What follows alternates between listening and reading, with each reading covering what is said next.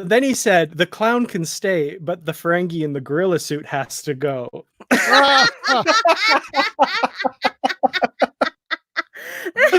Oh man. Wow.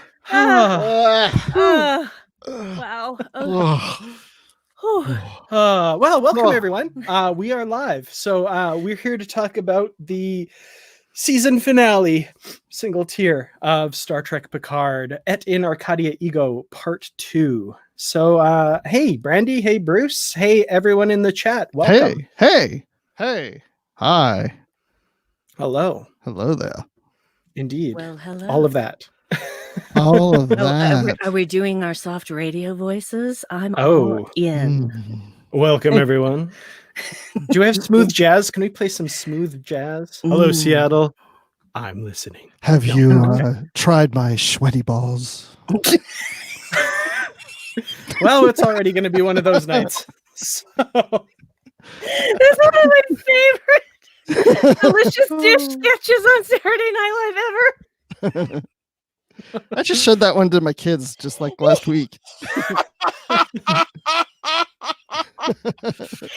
Dan, let us know when the show starts. You are on, by all means. We're already making people in the comments laugh, so that's a good start. You've broken me, and we're not even 3 minutes in. We're not even 2 minutes in. I'm dying. Oh wow. Okay. So this episode, we're already making Brandi cry. Hopefully this episode did the same for a lot of you out there. This is it. This is the final episode, and definitely mixed feelings about that. Mostly sad because we're going to be facing this whole social distancing thing without a new Star Trek episode coming out next week for the first time. So we're starting it on a really sad note. I want more. You want more? Well, you're going to get more sometime later. I know. And still they're teasing us about Discovery Season 3 and still not giving us a date. Yes. Yeah. And I don't know if Dan's aware of that. I am aware. I've seen that there was the little teaser at the start with the image of Burnham with the tattered Federation flag. Yes. And we get the exciting news that Star Trek Discovery is coming soon, which is the same news we got 3 months ago. Yeah. Oh man. Wow. But we did still have one episode left of Picard to talk about, so I'm excited about that. I guess overall impressions, did it meet your expectations? Did it exceed them? Did you laugh? Did you cry? Did you hate it? What did you guys think? Go ahead, Bruce. Yeah, well, such an animated group. Yeah. I don't know. Did it exceed or I think for the most part it met my expectations and then the ending exceeded it. Okay. So, but you know what I'm talking about when we get more towards the end, like that kind of exceeded it for me, but the rest of it was kind of what I was expecting, I guess.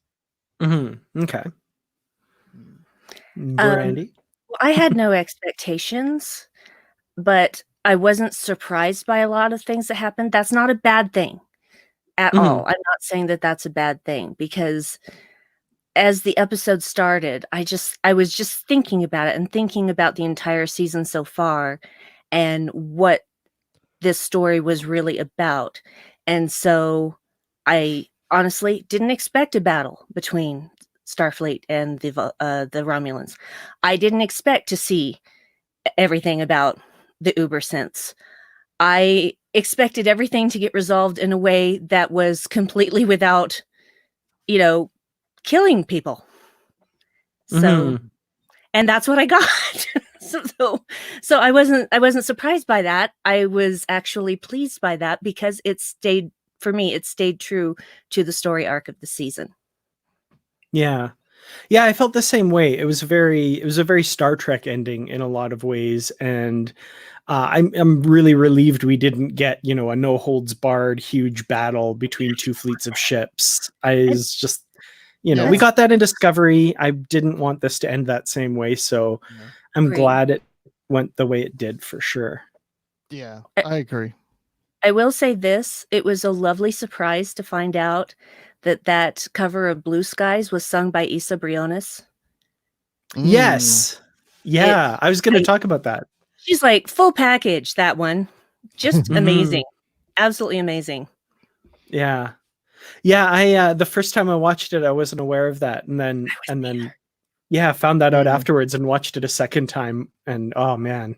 Like once you realize you can totally hear her voice in that, but so good. Incredible. Yes. Yeah.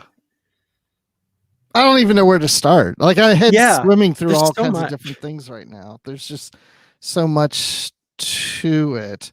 I guess the thing I'm thinking about off the top of my head, and this is really jumping like around in a sense, but so who killed what's her face with the little? It was both Sutra. of them.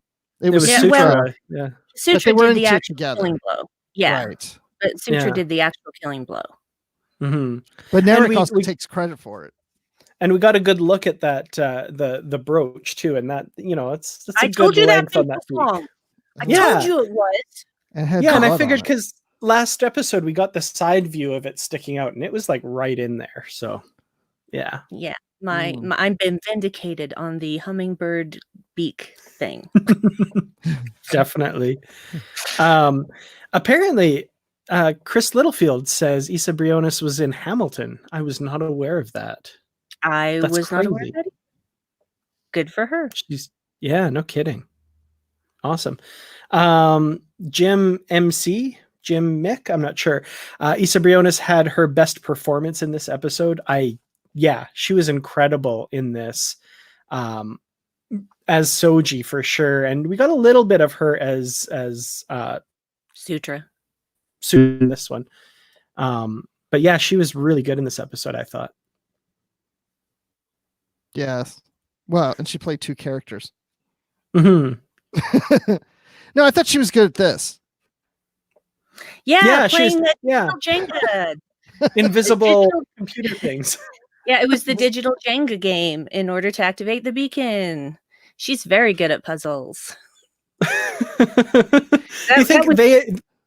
Dave was the one who called it Jenga, and I just started laughing when he said that. So I had to put that.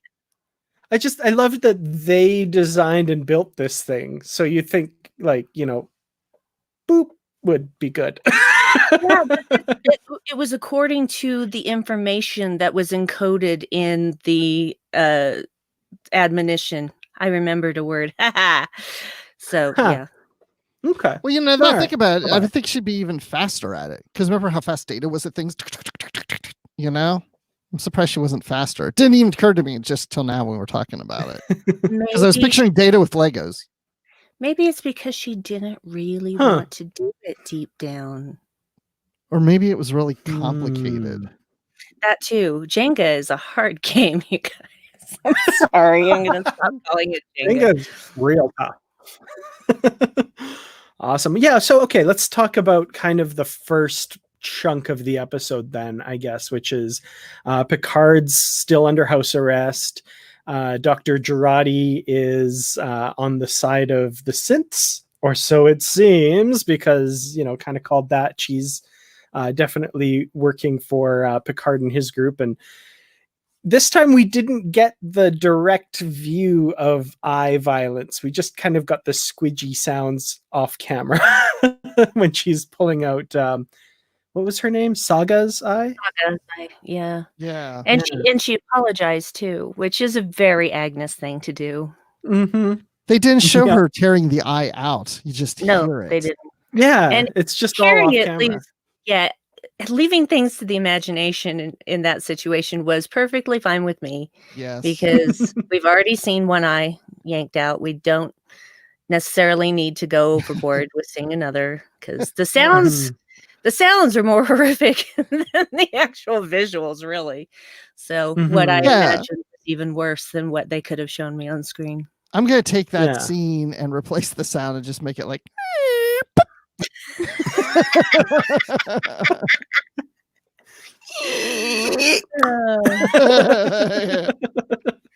Yeah, no, I like that. The other thing that I liked was finding out, and this was not directly in the episode, this is from interviews afterwards, that all of the androids that were created by Maddox and Sung were named after flowers or had names related to flowers, but all of the synths that were created by the synths themselves had names that followed the pattern of Data. So we had, Data, Sutra, Codex, Saga, they were all kind of related to information like that. I thought that was kind of a neat touch. I didn't know about that. That's interesting. Yeah, I was like, oh, let's get a list of all the androids that were there. Like, how many names can you come up with? I want to really test them. You learn a lot here on the Unready Room. Yes, we haven't said the name so far. The Unready Room. We were completely unready, obviously. Still are. Absolutely. Always. It's the one thing you can count on us. I don't even know who I am. I'm beardless, so I don't know. Hey, well, I was going to mention that. You're going to mention that? Like, hey, look at Bruce's face, y'all. It's clean shaven. I have some stubble, but that's crazy. Very little. Anyway, that wasn't in the episode. Was there any way? I'm reminded. What? Oh, sorry. Go ahead. No, I want to know what you're reminded. I was just going to say, I'm reminded of when Data had his face, proud of it, and Geordi's like, "Did you damage your face, Data?" So you're a synth because somebody told you it doesn't look good. And you took it off. Although I thought it looked great. Thank you. Yes. Yeah, I don't know. Anyway, what else happened in the episode then? So many things. There was a lot of things. Yeah. There's lots of things. That's the end of the show. Yeah. Well, let's talk about Narek then. Yes, I was just thinking. Yes. Or Karen. Let's talk about Karen. So Karen make the sister believe he's gonna go, blow up all the flowers, when really he's heading toward La Serena to partner with the crew of La Serena. I figured that was actually going to be the case because I remember that scene from last week's thing where he's sitting around a fire, and I know that Rafi was there, and so I'm just like, yeah, he's not gonna blow up flowers with that. And he has this look when he leaves. I like how she was not gonna let him do this, and he was like, I'm the one who found Seb Cheneb. Yeah. I'm the one, the tall Shiar washout, and I'm just all this stuff. Anyway, just this look he gives her before he leaves, like he knows this is the last time he's going to see her. That he's never going to see her again, whether it's because he thinks he's going to die or he thinks she's going to die or what. But he communicated a lot in that one look. So kudos to you, Harry Treadaway. Absolutely. Very nice. Nice face acting. Yeah, I don't want to say that I liked Narek in this episode because no, I don't really like Narek. But this is the first time I was. But sorry, no, you're not supposed to like him. Yeah, no, not supposed to like him. What I was saying was, but this is the first time that I want to see more of him. I want him back next season because I was like, ooh, this is the first time I was intrigued by him. Maybe not the first time, but he was the most compelling in this episode he's been. I loved when they're sitting around the fire and he's giving the whole legend behind Seb Cheneb and all that. I thought that was an incredible scene. And Yeah, I liked him in this one because he wasn't as playing up as so evil that he's working with our crew, so that kind of makes him a little more likable. And especially when Elnor is about to kill him, and he's like, I choose life, Yes, I absolutely choose to live. I choose to live. Great. I choose to live.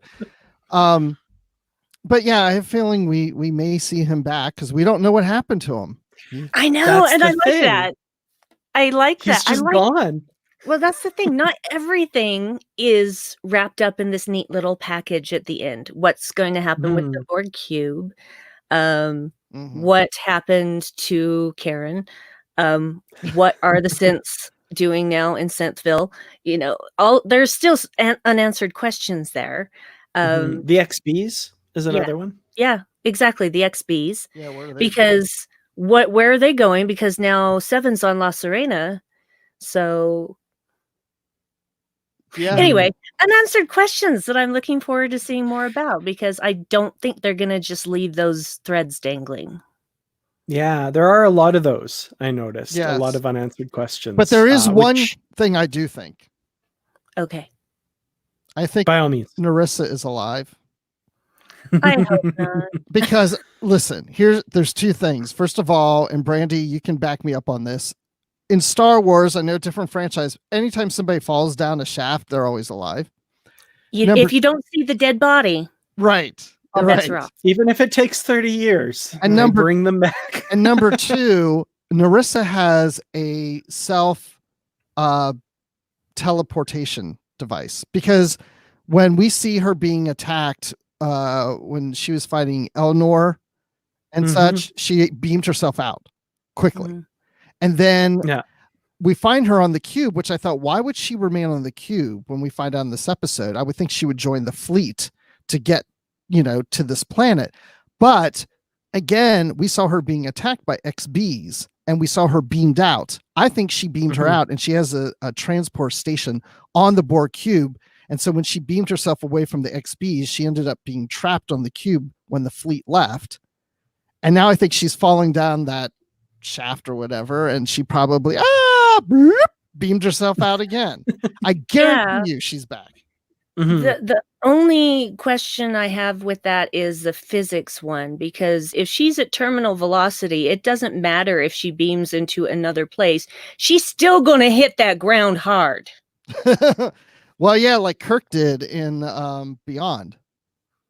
Yeah, Remember? or Star Trek 09, him and Sulu were falling. Yeah, and that too. Yeah. She still, whether she transported away, physics still apply, because when she materializes in another place, she's still going to be falling.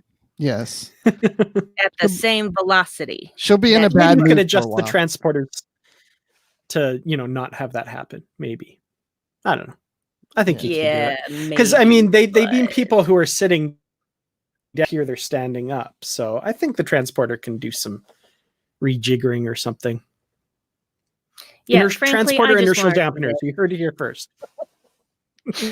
Yeah, I just want her to be dead, because I hate the returning villain thing like that. I'm just like, no, just put a bow on that one for me, okay? I don't need to see her back.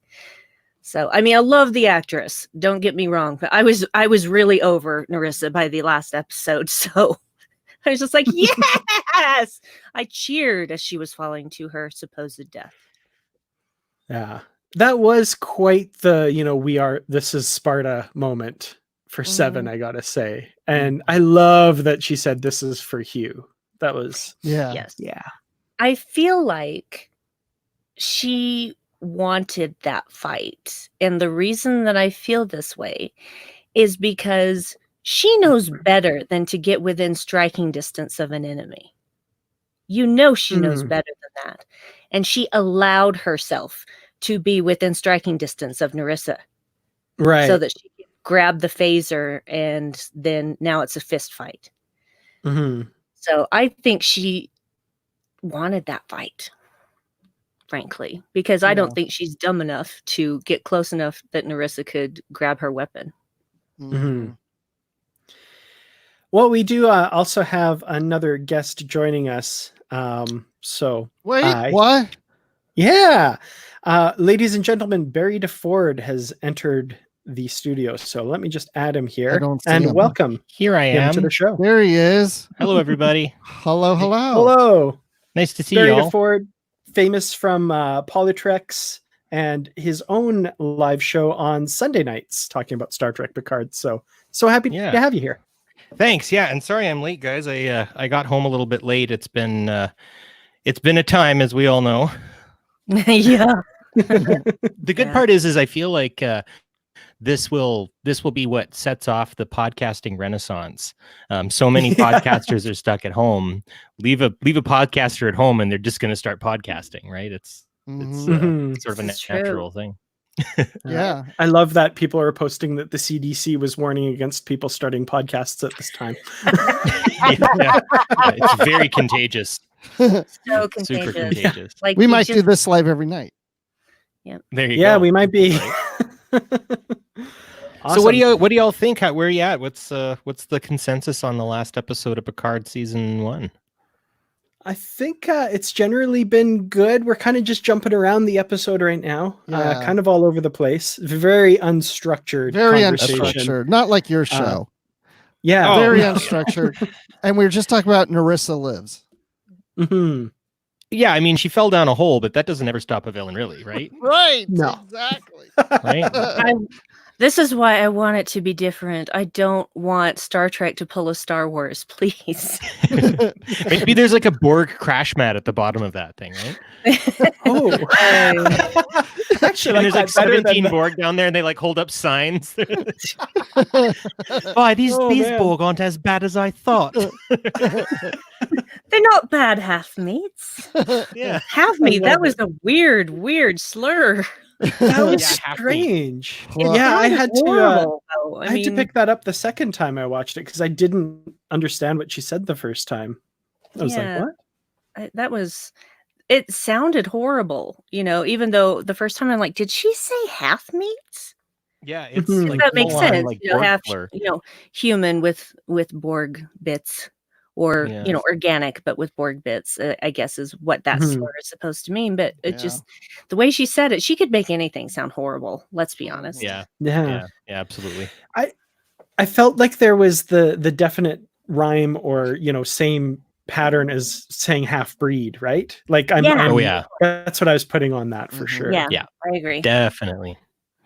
Yeah, I don't know. I felt like they didn't do a whole ton with Narissa's character either, as much as I would have liked. I think she kind of interacted a lot, but she was just sort of like the blunt object of the villain group, right? Like, and I wish that they would have done a little more with her, but at the same time, I don't know, right? I mean, there was a lot of characters, there's a lot of people to work with and to do stuff with. So, I mean, Mhm. you're not always going to get the full realization in 10 episodes, right? I think that's the other thing too, is there is a cast in that series, and it was 10 episodes and that's it. I kind of think to myself, Yeah. like, wow, TNG had 7 seasons with like 24-ish episodes a piece, right? And stuff like that. So I think I don't know, there's a lot of people giving a fair bit of heat towards this last little bit here.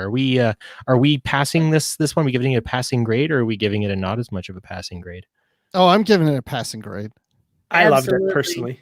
I did too. And the thing is that there were certain things happening in the episode, and I turned to Dave and I said, people are going to hate this Mhm. because they're going to want starship battles and all of these things. And that's not what the story is about. No, it's not. Right. That's true. But then the other thing is, this is the last episode of the season, and I didn't walk away from it going, well, wait, what about this? And they didn't answer that. And, like, I didn't feel like they left anything hanging. Where's No. Narek? Mhm. Yeah. That's we're- my We talked a bit about I that. talked a bit Yeah. about that. But I don't think anybody cares. Somebody I in the actually comments kinda said do. he stowed away on the ship, they think, but I think that would be a fun reveal next season. Well, if he tries anything, Elnor's just going to skewer him. So I know he's Yeah. not dumb. He chooses to live, y'all. Yeah, he very Yeah. much chooses to live. Yeah. That or Soji will just pull his head right off, right? Like he was very bad to her, and Mhm. and yeah, I'm kind of like, yeah, Soji, I'm really not sure why you killed him. There must be some logic program in your head where he was going to be useful for something, because he was terrible, absolutely terrible to her. Well, Mhm. I feel like she wouldn't do that at this point because she's better than that. Yeah, Yeah. yeah. We wouldn't mind if she did it anyway. That No, should be a we'd- short trek. We'd watch while eating popcorn if she did. Yeah. She'd It's stand like, there no, with don't- like Don't do it Oh, fast.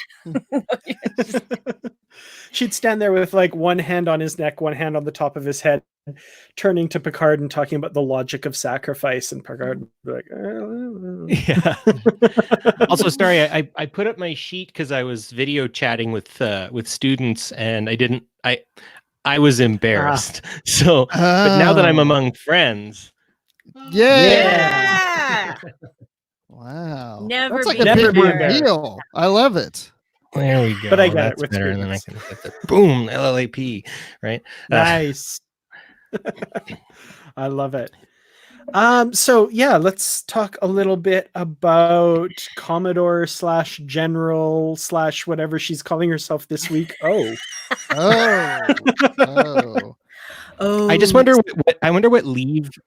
Oh, sorry. I was gonna say what kind of leave application did she put in to to like be like, I have to go now, and they're like, where? And she'd be like, I'm going east. Like, I don't know what she would say. Like, I'm gonna go command a Romulan fleet to go kill a bunch of synths. What do I put that under as an absence request? I'm not terribly sure. My personal feeling is because she's the head of Starfleet security that she just disappears all the time and they have no idea where she is because she's doing security stuff. So she probably didn't even say anything to anybody or even leave a note. She just took off. Yeah. No, that's also actually very likely, considering like how far she was able to like infiltrate Starfleet and really basically ruin it in a lot of ways. I do think we're going to see sort of the after effects of what a Starfleet that has lost its way is going to have to try to do. But some people were wondering if there was going to be some kind of future connection to Discovery Season 3. But I don't know. I guess maybe they are going to keep them apart. Though I do feel like the fourth dimensional synth squid people, whatever they are, might have some kind of connection to Control. But I don't know for sure. I disagree because for one, I saw Heather Caden on camera saying there is no connection to Discovery. Now, frankly, she could have been lying, but I don't think she was. Because, people like to look for connections where there are none. It's kind of human nature. We try to make sense of things that don't necessarily make sense. So just because there were the tentacle thingies, that doesn't equal connection to Control. Control was neutralized as far as we know. And with this information that the sphere data contained, that could have been about these uber synths. So actually, yeah, you're absolutely right. Yeah, that makes sense. Just saying, because that thing was like what 100,000 years old or something. So something along those lines. Absolutely be about the uber synths, as I've come to call them, because that's what Raffi called them. But anyway, and Raffi's awesome. Yes, she is. All the ladies are awesome. Yeah, you're just saying about, how did she get her leave or whatever so she can go out? I guess the thing is she's not going back to the Federation, so her job's open. Yeah. Riker pretty much called her out. Like, he knew who she was. So Riker was in this episode? Riker was in this? Ooh. That wasn't a big surprise to me. I mean, we were kind of hoping that. Yeah. But what I was surprised he wasn't on the Titan. That surprised me. Yeah, or the Enterprise. Or the Enterprise. Where was this? Why was this not here? That would have been amazing. Frakes. I said to him when I at STLV, I came up to him with this thing because he signed it for me. He signed its little stand, and now I can't get it on there, so I have to put it on its side.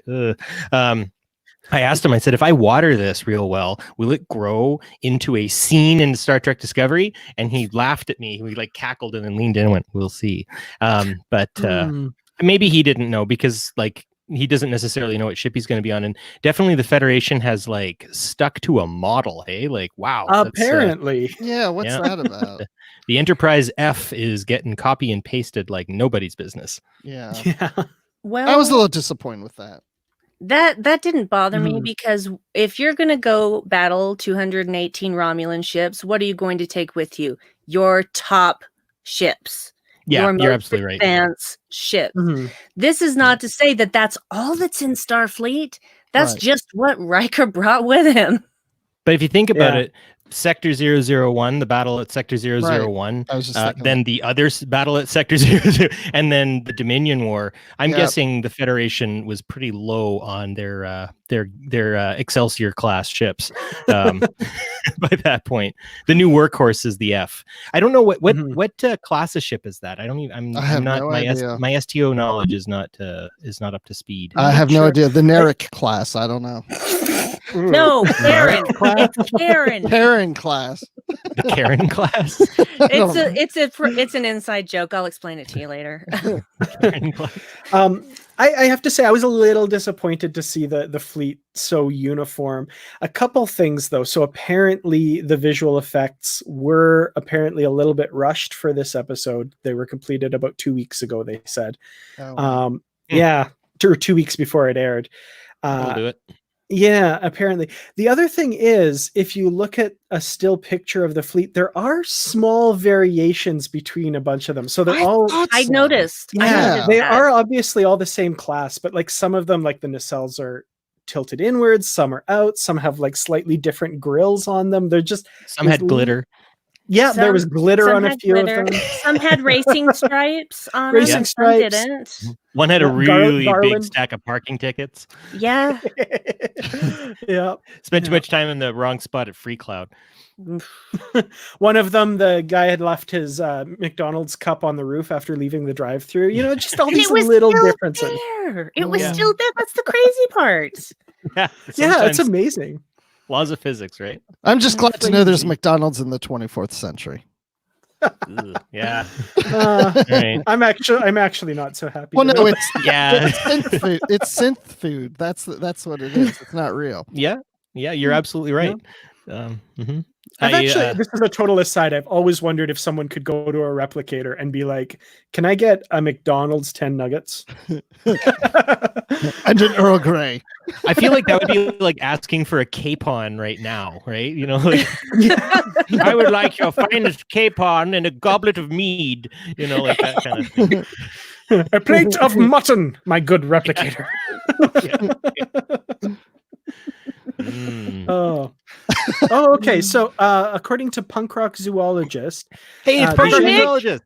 Hi, Nick. The Zheng-He does not have a class name yet, according to Michael Chabon, but he's working on an info dump, I think. It's not the same as the Enterprise F, which is an Odyssey class starship. Right, so Odyssey. Thank you. Different. Yeah, those are considerably bigger too. I think the Odysseys are sizable ships. I think a complement like upwards of $2,000 or something. I don't know if they have dolphins or not, but yeah. What's a Starfleet ship without dolphins, really? Though, right? Yeah, I agree. Why not dolphins all the time? Yeah. Mm-hmm. Yeah, you know they can see your heartbeat. Not surprising. They can with their sonar stuff. They can actually see how you're doing.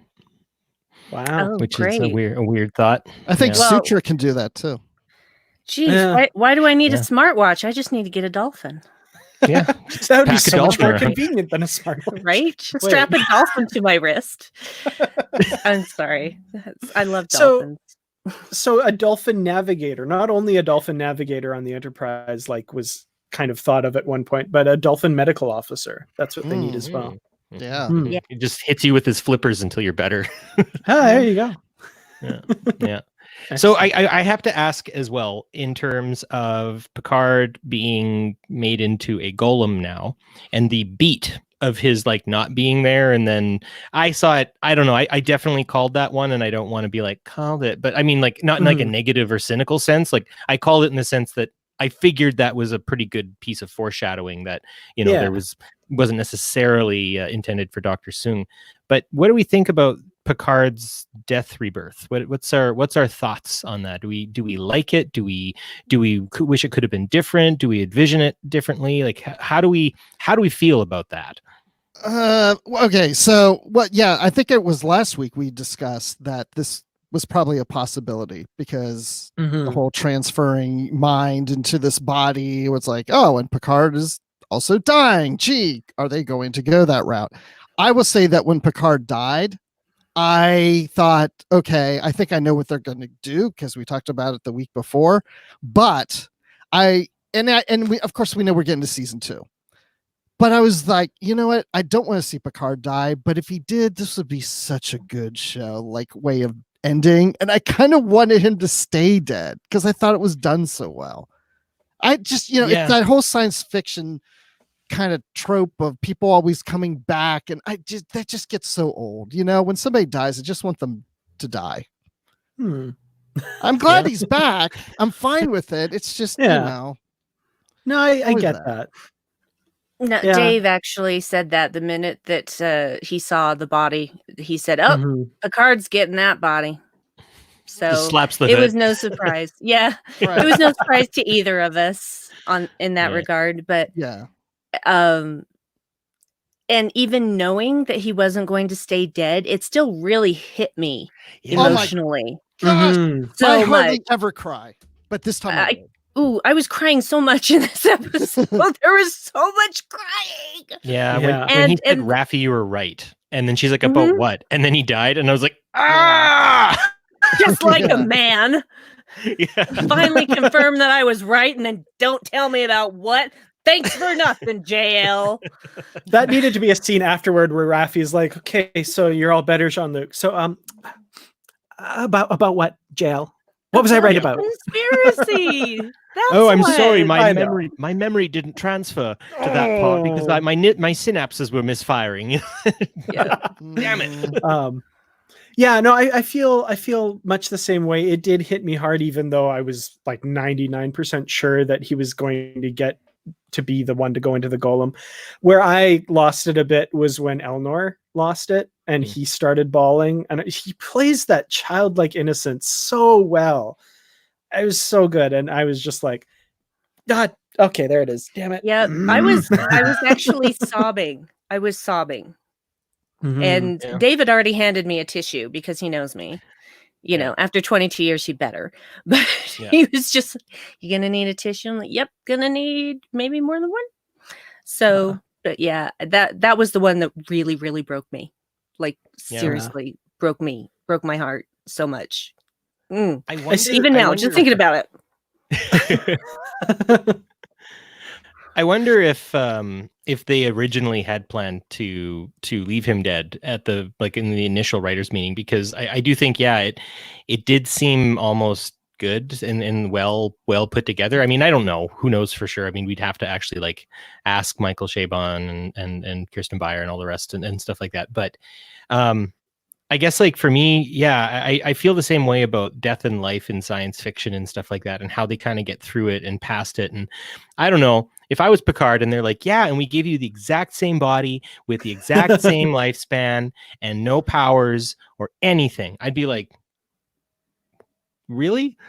You couldn't make me be able to jump high or something, or I don't know. Give me a nicer butt. I don't know. Come on. I do like that he was a little miffed that he's like, I could have used an extra 10 or 20. Yeah. Well, no, that's what he was saying. They told him that he would have the normal remainder of lifespan that he would have had without the brain abnormality. And he's like, I could have done with another 10, 20. So he's trying to get them to tell him how much time they gave him. Yeah. You gotta look on your back. There's a little countdown button there. I like Liam Smart's comment. I'm assuming he's talking about revealing that Picard had lived. He says, should have left it till season 3. I don't know, a whole second season without Picard in Star Trek Picard. I'm maybe going to go ahead and assume you meant season 2, but I don't know. Maybe that could have been interesting, I guess, but I don't know. Yeah. Anyway. No, but I find that interesting. To just get that scene with Data, though, that's the payoff in that whole thing. Yeah. So. Now that would have been interesting, actually. And I don't like to, rewrite the show to fit how I would have wanted it to go. But that would have been interesting if we got, the fade to black and then the fade up on Picard, and he has that scene with Data and the doors open and he walks towards that. And then maybe that's where the season ends. That could have been kind of cool. Yeah. But killing Data as well, or letting Data die. I had come to terms with the loss of Data since Nemesis, and so losing Data in this respect did sort of I don't know, it landed, but it didn't land in a way that I necessarily would have landed should Data not have already been dead, I guess, sort of thing. I figured when he blew up that scimitar, he was gone. or at the very least sucked into the black hole at the center of that thing or whatever, because that's how Romulans power their ships. They use little antimatter black holes, right? Or something like that. Yeah. So I guess like for that, I was a little like, all right, he's been sitting kind of in this little programmy thing. But I guess the biggest piece of all of this is, we like Star Trek for its scienciness and all of that sort of stuff, but I never have forgotten the concept of the Katra, right? And Vulcan Katras, and how those have figured very heavily, the idea that the Q continuum is existing in some kind of extra dimensional sort of sense, and the idea that there is a possibility, even in science, that some form of human consciousness remains after death. And so I think the exploration of death in this entire series has been really interesting. And of course, ending it with Et in Arcadia Ego, right here, even in the best place is death. I think ultimately that's kind of what their point of all this is Picard's world was as good as it was because at the time we made the first series, the first entire TNG series, right? And we were in this sort of epoch where things were going pretty well, and they're not so much anymore. And a lot of people worry about, well, we're losing hope and all this sort of stuff. I still think that this story was one of hope, and that it relates so much to the hopelessness that I think we feel, especially given the current situation. That we kind of need to think of things a little more greater than ourselves, right? Picard knew that he wasn't able to himself solve the problems, and he had to kind of get smacked in the face a few times to do it. But I guess like I don't really feel like anyone was afraid to die, and I think that's an interesting way to look at it, because I don't think people in Star Trek typically are, except for Girardi. But I don't know. There's a way that they approach death in this that I guess it hit. I lost my brother in January, and so it definitely hit me, and so that kind of really helped, I guess is the best way to put it, is to watch Space Dad go through it. It really kind of helped, and I think the series kind of came in time, and maybe that made me put on some rose-colored glasses. But I really appreciate the way they explored death in this. That's interesting, because the way I look at it, it's the approach to life, kind of the opposite of that. Because isn't it just that death and life are inexorably connected? Exactly. And you think about those first episodes that we saw of Picard, where he's saying, I haven't been living. He hasn't been doing anything. And now, this is all about living, and this is about everyone finding their path in life and living life, and not just wallowing in it. And to the point that there he is sitting across from Data, and Data's saying the same thing, and it's like you're saying, the interconnection between death. It's like, Data is preferring death to enrich his life, because immortality doesn't enrich life for him. And, Picard, I think, accepted the fact that he was going to die, and this is his last moments. This is his time to live and make a change and do something. And now he's got a second chance, and he's going to approach life probably differently than he ever has now. Yeah. And that's a theme that's a theme that's been going through this whole season too, because I'm thinking back to the head of the Coat Milat talking about Elnor, and Picard says he might die, and she says he will die, but before that happens, I want him to live. And that's kind of what Picard has learned as well over the course of this season. That's beautiful. I love it. I also just want to really quickly not misrepresent Liam Smart. So he didn't think Picard should die until season 3. So sorry for misunderstanding you. Brandi, I'm sorry. Go ahead. No, I was just going to say that I agree with everything you guys have said. I also feel like this series also put a spotlight on losing hope and finding a reason to hope again. Because that was what happened to Picard. Meeting Daj and finding out what she was triggered something in him, and he decided, I can do something about this. And for the first time in 14 years, he was ready to just go back out there, because he had hope that he could do something, that he could make a difference. And he didn't stop. He got turned down by Starfleet, got kicked out, didn't stop. He just kept finding a way, even when he had no idea what the next step was. He just kept going, because he had found hope again. And so this whole thing about saying that, now this is showing us a future without hope, that's absolutely and inherently not true. There's hope all over the place. It's bleeding hope out there. Well, and hope, I like this saying. There's a saying, hope always dies last. Yes. I think as well. And really, I mean, and actually there's another saying, and this always makes me cry. It's a quote by Sam Roberts, the musician. You Americans may not know who that is, but maybe Dan does. I don't know. But anyway, the quote is love enough? Yes, it is. Is hope enough? I hope it is. And for whatever reason, that always just breaks me. But it is that idea that, like, those characters all loved each other and they said it. And I really appreciated the I love you moment between Picard and Raffi, especially because she needed that. She needed to hear that. She needed him to say those things to her at the end, because again, I think he really hurt her.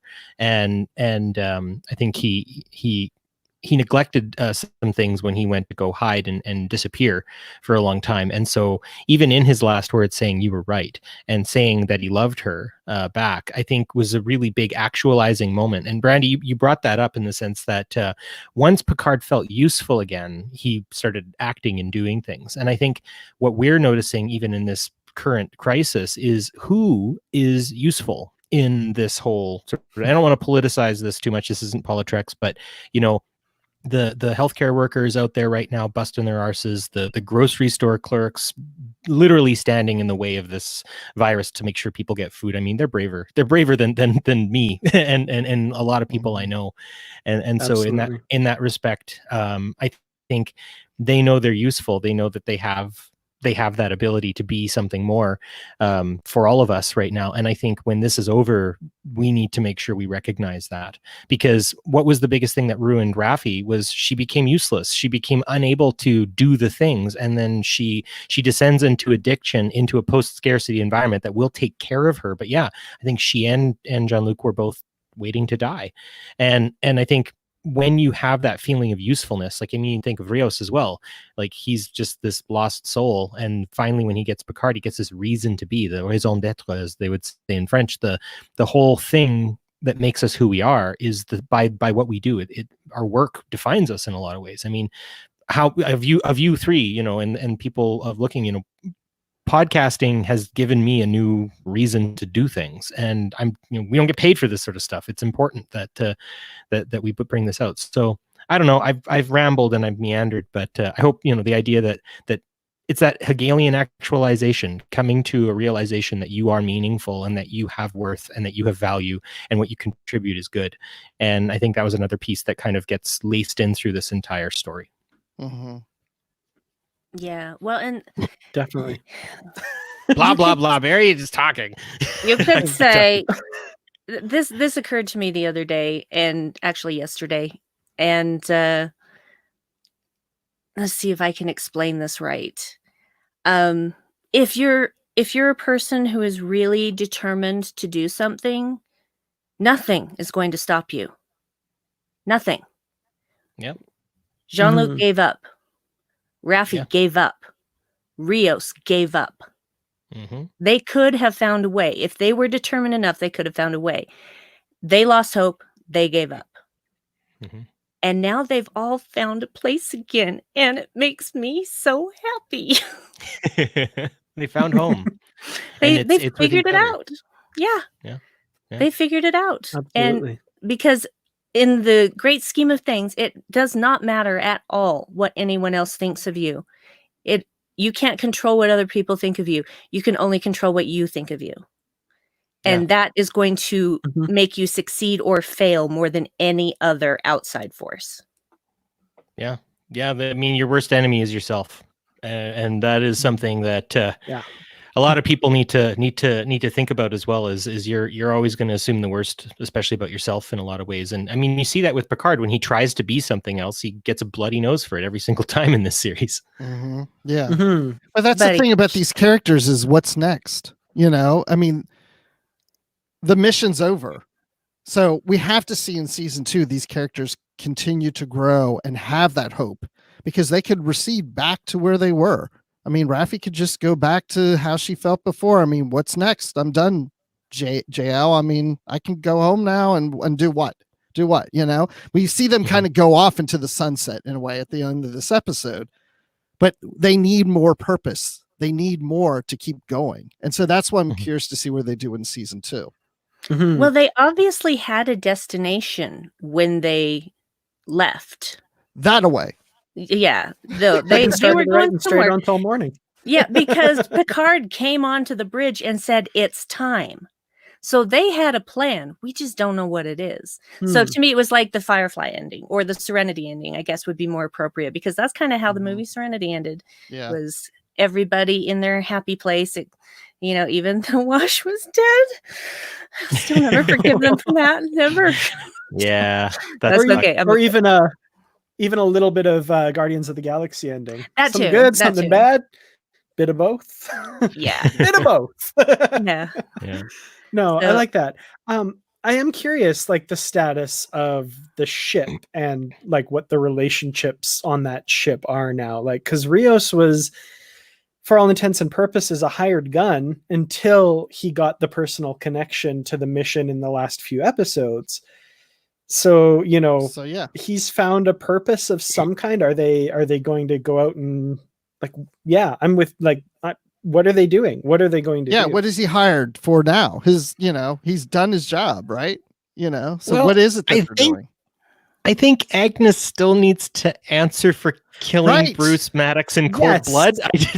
I think Girardi's great, and I think she's a redeemable character, and I think she did something, and she could plead insanity, absolutely. But I still think there needs to be some reflection. Like she does say, when she's when I killed Bruce, she definitely accepts it and is there. And when Alton Sung is shame on you, I'm ooh, that actually hit. That landed well. And that sort of stuff. So with Rios's now sort of seeming relationship to Agnes, I am interested in how that might pan out in the next season and what they're going to do with that. And what precisely is up next. And I do think that now needs to be Starfleet's redemption arc. Yeah, accepting responsibility for the things they've done and failed to do, on the micro level with Girardi and on the macro level with the Federation. Absolutely. Yeah.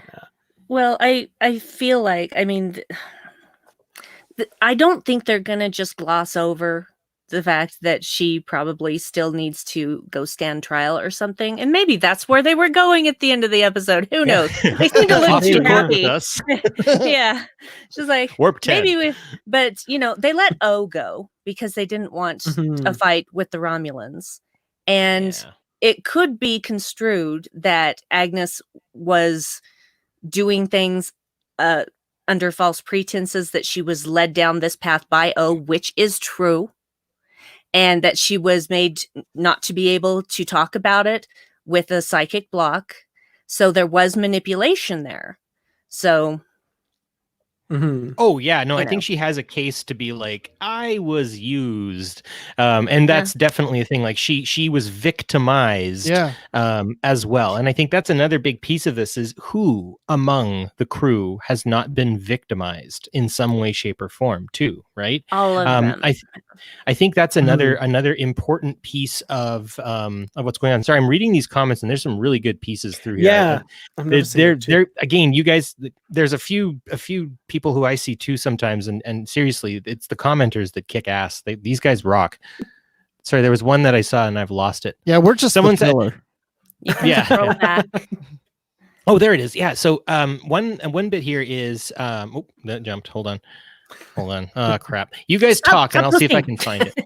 Stop talking, guys. I'm trying to find out and talk about how cool you are. Every time you post another comment, it jumps further up and it's harder to find. Yeah, I got it. I love you guys. We love you guys. TKHUL9, and I'm not going to try to spell that or say that.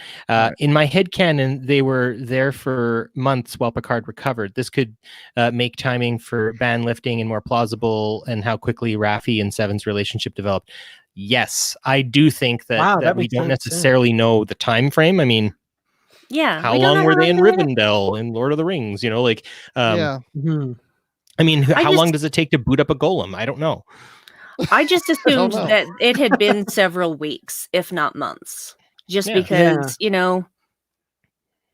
you need time to process things, and you need time to, for Federation to start formal proceedings for first contact and all that stuff. So I just figured it was, several weeks in between. Who knows even how him waking up. Picard was in that simulation too. Like That's that true. could have been a couple weeks as well, for all we know. Yeah, because time doesn't pass there, No. the same way that it does in the real world. So we have no idea how much time passed. It could have been a year for all we know. No, Agnes's hair wasn't longer, so it's fine. That just that's true too. Yeah, you can judge by Agnes's hair length how much time passes. But that just reminded me when that scene first started with Picard and then Data showing up.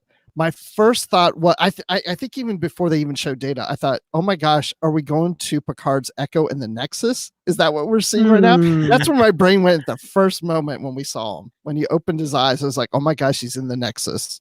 That's funny. I did not think that because it was way too drab. Everything was literally surfaceless gray. Yeah, Nothing there was no had any Christmas detail. tree. Mm-hmm. Yeah, it was too unreal for it to have been the Nexus. And that was an interesting interesting choice.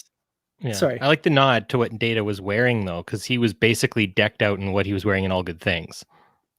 Yeah, he just didn't have that velvet. shock of gray. Yeah. The smoking dinner jacket. Like, oh man, Data, you classy bitch.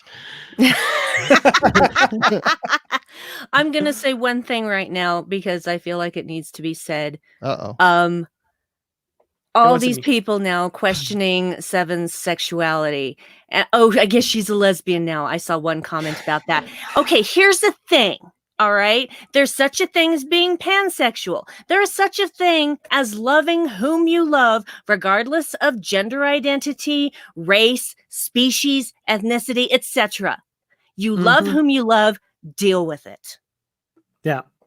Bisexuality, pansexuality exist. Sorry. It's all extremely normal and people do it all the time. And we really need to just not hang up on that because someone mentioned, I don't get Rios and Girardi. Actually, I find that less plausible than Seven and Raffi. And I know I haven't had much context for Seven and Raffi, but I was like, when I think of Seven of Nine or Annika and I think of Rafaela and like the two of them as characters, 100% they would get along. Like they are very like compatible personalities, understanding how they both act. And I don't know, maybe they were just flirting. Like it doesn't matter. That's the thing. It doesn't matter. But it's not that big a surprise because we talked about this as Seven with Bjayzl. There was a comment about them being real close, and we suspected that. Yeah, that was up there.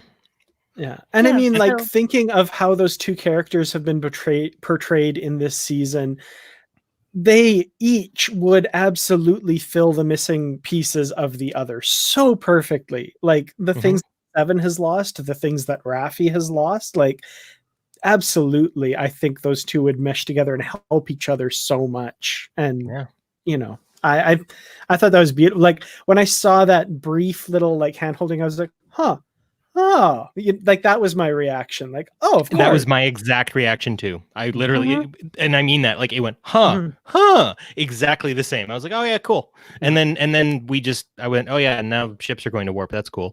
I do have to say the Romulan fleet going to warp reminded me of Star Trek 2009 when the Federation fleet was going to warp. I love it. I don't like the streaky going into warp thing that they did in the past. I love that pop. When just snap and they're gone. It's just so cool.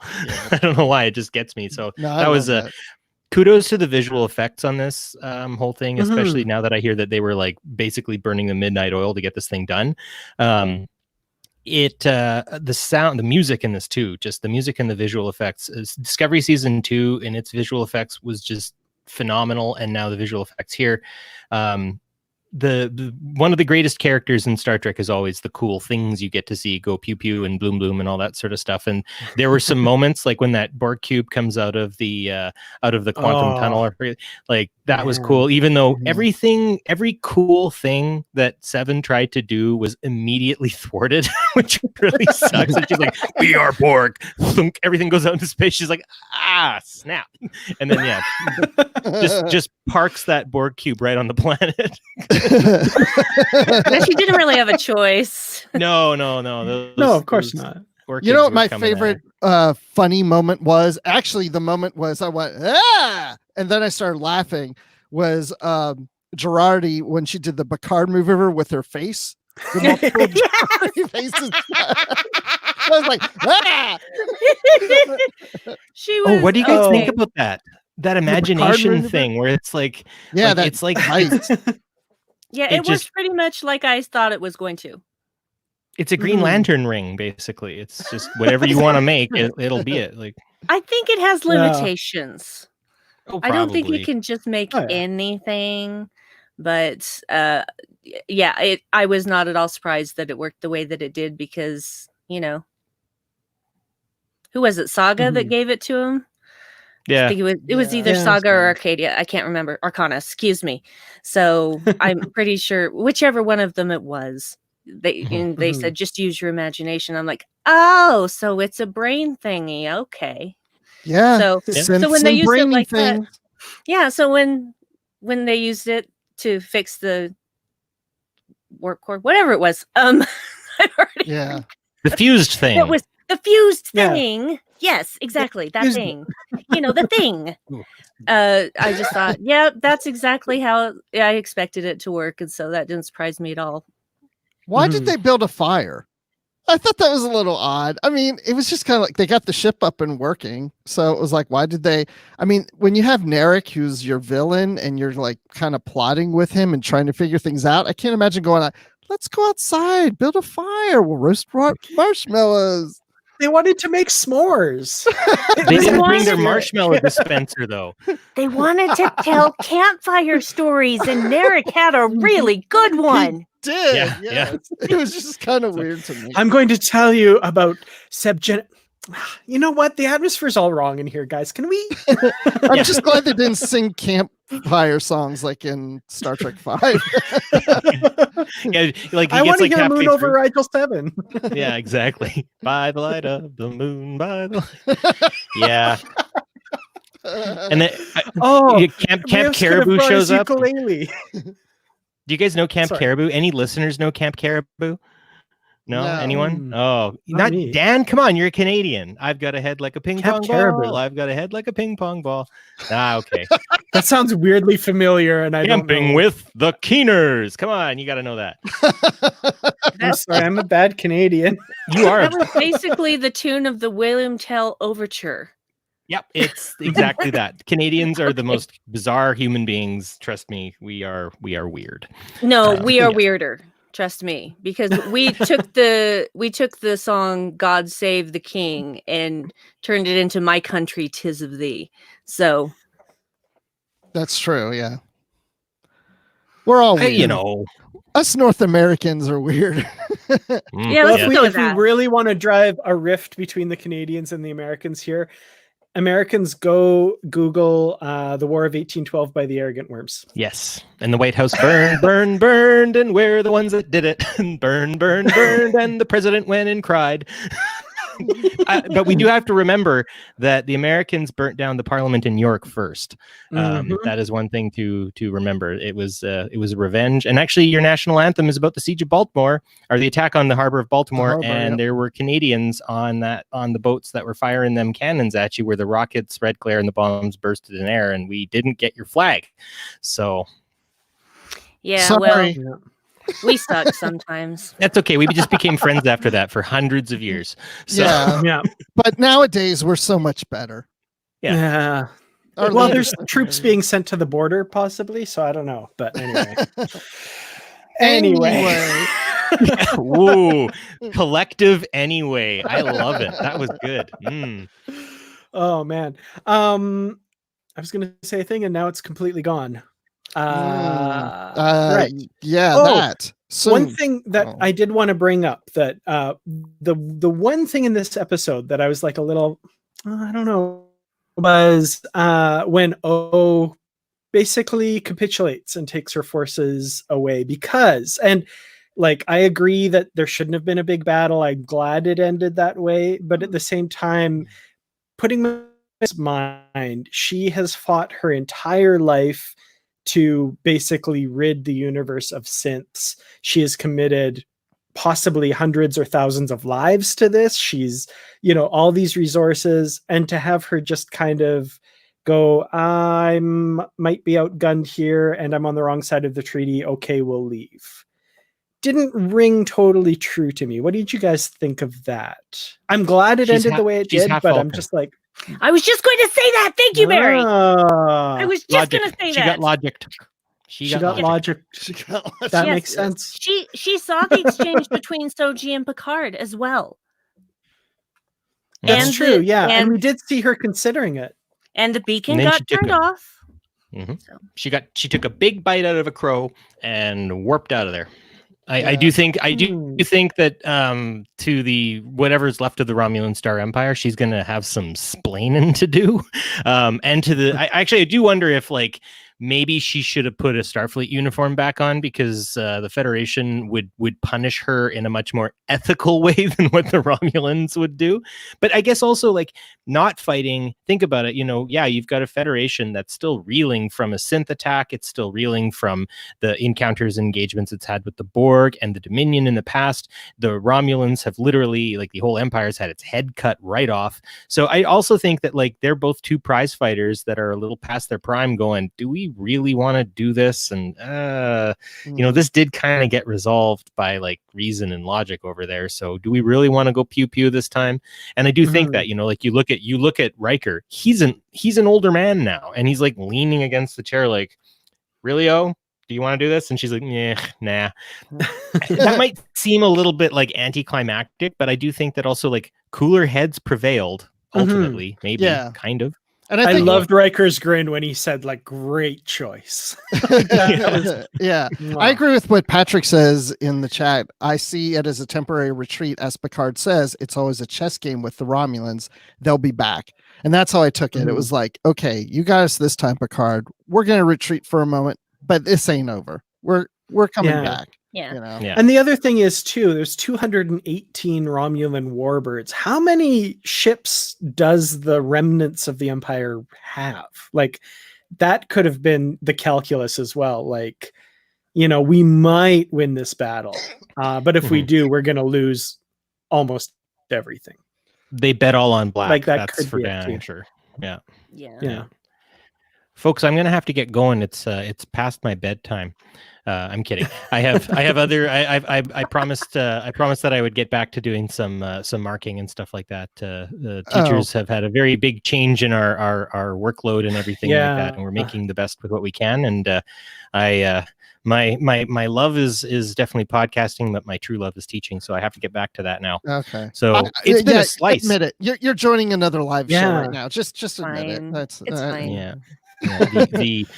Before you go though, plug your live show, please. Oh yeah, so Picard Live, we are having our season finale of that, and my brother in Trek, Mr. Shashank Avaru, is going to come on, and I think we're going to have a rousing debate, because I don't know if he was completely sold on this series, and there are some things where he and I agree on that we were bad form, and then there's some things that I think he and I might disagree on, so you might get a pretty good little debate track out of the whole thing.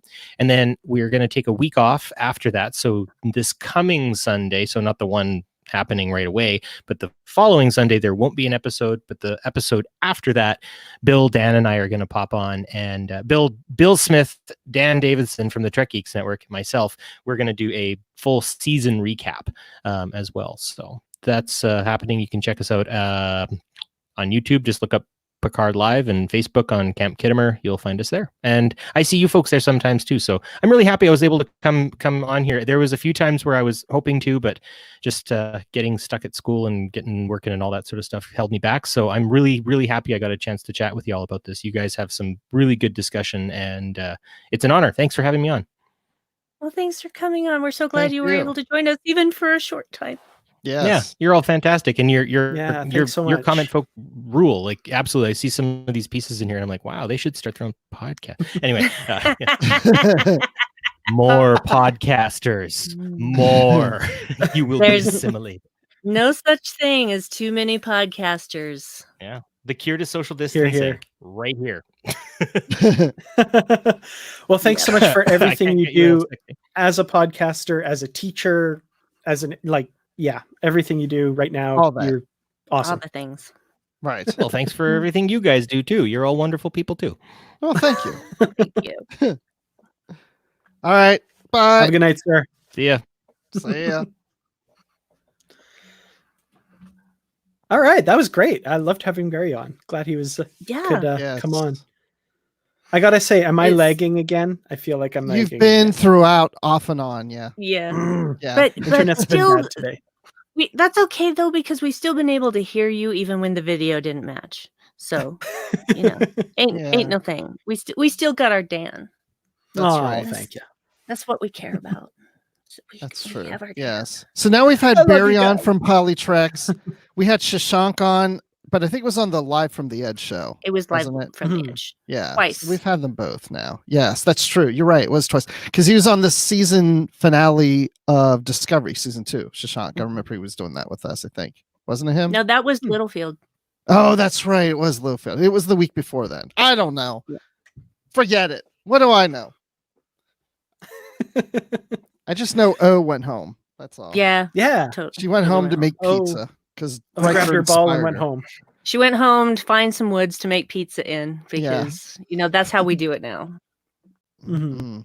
I had pizza With or tonight. without bunny corn sausage on it. So. Awesome. So what else do we What want else? to talk about with regards to this episode? What have we not talked about so far? Soccer ball. We got a soccer ball thing. They Got a want to soccer blow- ball. A football. Yeah, I've noticed there's several. Yeah, football exactly. I've noticed that in several episodes they've done this thing where they're planning their mission and we're seeing it, and then we're back to seeing them planning. Going through. There's Mhm. been like at least 3 that have done that. in that I've manner. seen Yeah, that that's in true. a variety of movies and television shows. It's not. Oh yeah, no, anything it's new. a common trope for Yeah, sure. I'm just saying we're seeing Um, it often in this, which we typically don't see that. We haven't seen that in other Star Trek that I can remember. It's rare.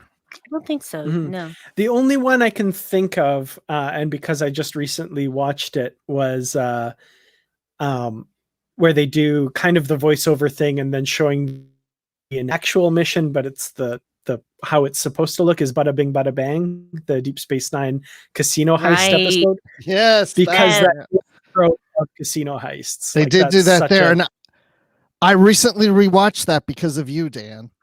Yep. Because of you, because I was telling Dan it's on an episode of Positively Trek, our new podcast.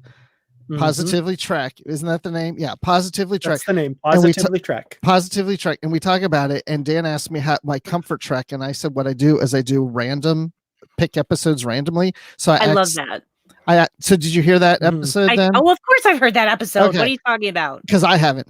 And so I asked Siri, give me a number between 1 and 7, and that's the one that picks what series, and then I say 1 and 7 again, what season or whatever. Da, da. Anyway, Dan did it the other day, and he got Bada Bing Bada Bang. And then I forget what I got. It was Amok Time. Amok Time. Yeah. Oh. So after I watched Amok Time, I was like, I watched something else. Then I did a real random thing. It was a TNG episode. I can't remember now which one it was. And then I was like, I want to watch Bada Bing Bada Bang, and I watched it. So That's a great so episode. funny. I wanna do that Busters now. yet to come. Oh, Yeah, I'm gonna do that. it's See how it yeah, works. it's a good way to do it. I like it. yeah, it's fun. Awesome. Yeah, what else have we got? So we've got Synth Picard now. So he doesn't have the brain abnormality. I'm assuming I was going to say he doesn't have an artificial heart, but it's more like he has an artificial everything now, so never Oh. mind. Yes, but he still has blood and spit and mucus, Like and he eats and biologically drinks. artificial. He gets hungry. By the way, Automated Joy, you said you saw my shout for Positively Trek during mission log. I will say that I saw you in there too, so I know you saw that. So, oh, what happened to Picard's body? That would be weird. What they do with it? Oh, yeah, just like looking at it afterwards. I never thought of that. I hadn't either till now. Me Wow. either. That is shocking that I Did hadn't they- thought of that. Bury him or burn him or like not burn him like Commander Burnham. They just disintegrated it with a phaser. Yeah, Huh. what'd they do with They probably Suzanne Williamson says fertilizer. That's kind of what Lawrence Todd said. They fed the orchids. There you go. Yeah. It would have been cool if they would have showed his grave before they left, and it was like Kirk's grave in Generations with the little rocks. Oh, I thought you were talking about Kirk and early TOS where they had the wrong middle initial. Yeah. Oh, yeah. James R. Kirk. Yeah. So they have the wrong. They put it in as JOHN Luke Picard. Sorry. Oh, that's good. Yeah. Interesting. Jean-Luc R. Picard. Deep cut. That would be good. Yeah. Starfleet Viking funeral. I like that. Mm-hmm. So this was kind of going around before the episode came out. There were a lot of people thinking we might see Worf and the Enterprise in this episode. We did, I guess. Nope, we didn't. Nope. Honestly, I would have felt that was a step too far in fan service. Mm-hmm. So I was fine with not seeing it. Yeah. I do like that they didn't lean hard on the fan service button for this. Like Riker and the fleet showing up felt like just enough. And like more than that, I feel like would have been too much as well.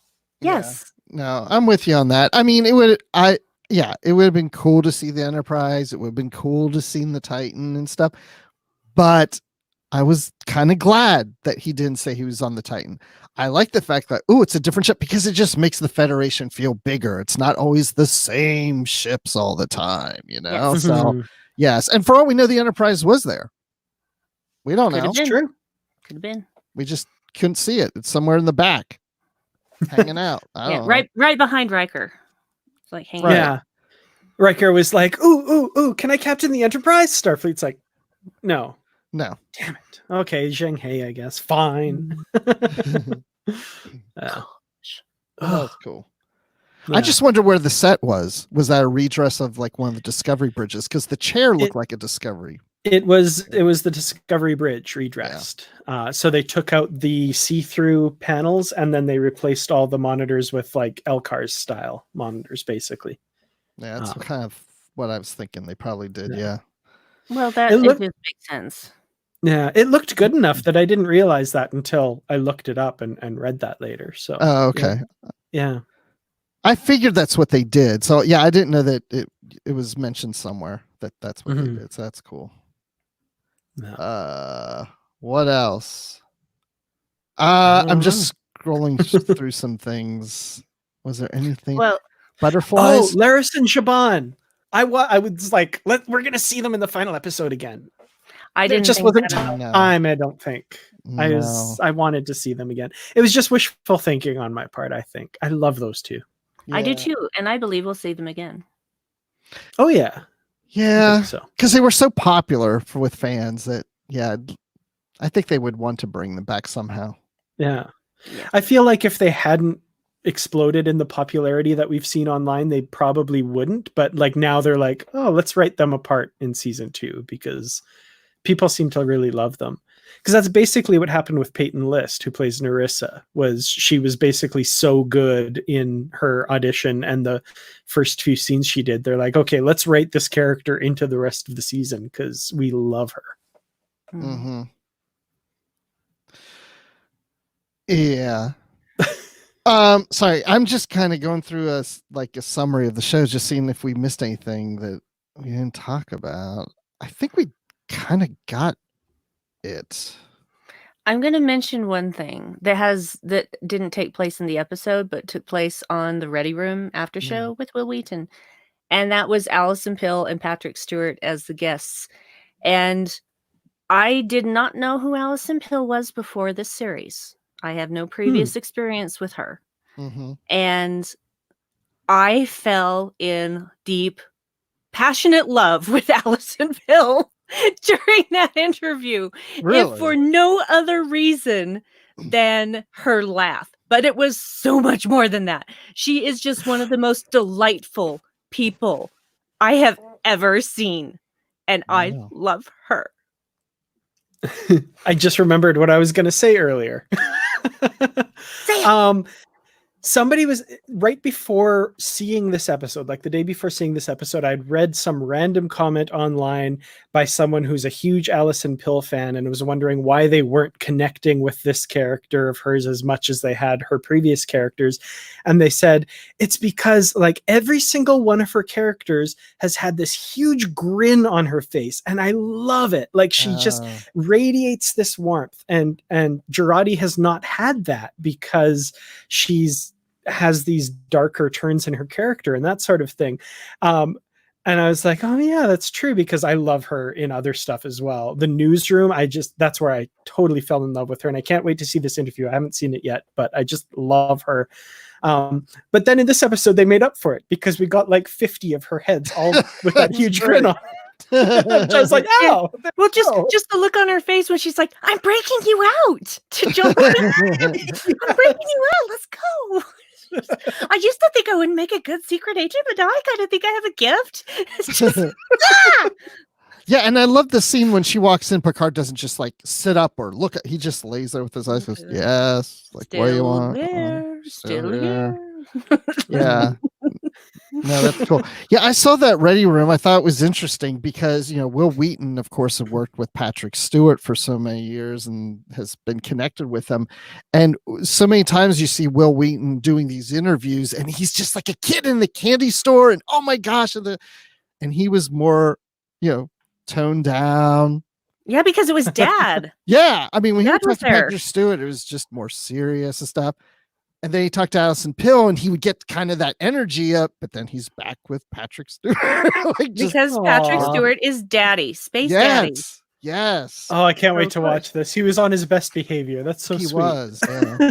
Oh, he did end the show with showing a bunch of clips of him screwing up when he was trying to say the name of the episode. Which I thought was funny because the beginning of the episode, when he mentions the episode name, I was like, wow, he did that really well. And now I know, oh yeah, because he did it a million times right. Yeah, it was great. Great times.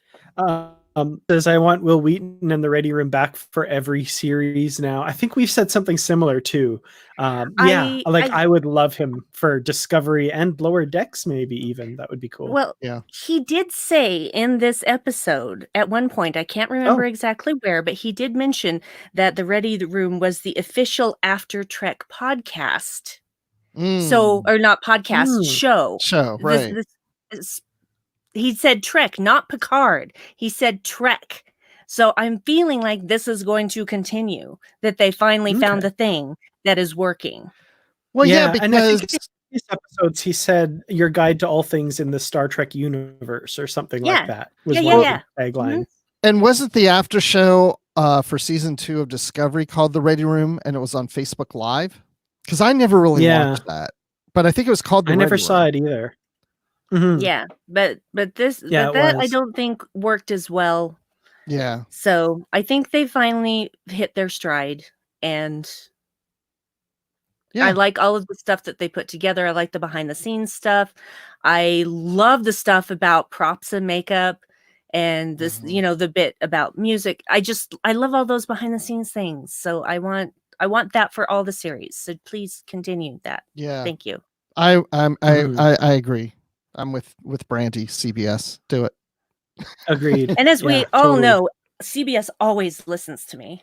They do. Mm-hmm. The B in CBS stands for Brandi. You know it. It's CBS means consider Brandi seriously. Mm-hmm. Absolutely. That is what it stands for now. So I'm going to put out the call then to the people in the comments. What is your rating for the season finale? And no one say 7 of 9 is your rating. That rating is banned for this episode. Yeah. Do that one. Will could pop up as a traveler. Ooh. Would you like to see Will Wheaton pop up as his traveler self? I don't think he wants to. I don't think so either. I want to see it. I wouldn't object to it, but I don't think he wants to do that. So. That's fine. But it would be fun. Or he can even show up on Discovery as a traveler. Mm. Well, that's true. That's stretching it, but yeah. 1,000 years in the future. Well, he can travel through time and space, so why not? Yeah. Yep. Shows up in a TARDIS. Wait. That'd be fun. If he has a sonic screwdriver, I am out. I'm sorry, that's a step too far. It's a joke. Well, what do you two rate this episode as? Brandy. No, not me first. Not me first. I really actually loved this, and it produced so many emotional reactions for me. Actually, even more so the second time through. There was more crying the second time through, just almost through all of it. So I feel like they did the most Picard resolution thing that they could possibly do. And it was true to the story. It was true to the characters. Yes, there are some things that we don't have answers to, but I don't mind that. I don't need everything wrapped up in a pretty neat little bow. So it was just very realistic in that way. Sometimes you don't find out the answers to everything. But, I feel like they're going to bring those dangling threads together at some point. They left them dangling for a reason, maybe. So I would give it, I'm going to rate it high, guys. I'm going to rate it high. It's going to get 10 Picard maneuvers out of 10 for me. Nice. Bruce? I was thinking about this earlier today. The episode didn't blow me away. I mean, I really liked the episode a lot. And like I said, the last 15, 20 minutes of it was just fantastic. But I thought back to certain episodes in Star Trek that I remember watching something and like, oh my gosh, that was fantastic. I didn't walk away from this episode feeling like, oh my God, that was fantastic. But also at the same time, it plays so differently because these episodes aren't self-contained. So an episode Picard is hard for me to say, oh, this is my favorite Star Trek episode ever, because it's just a chapter of a bigger episode. It's a 10 chapter episode. The whole season to me is an episode.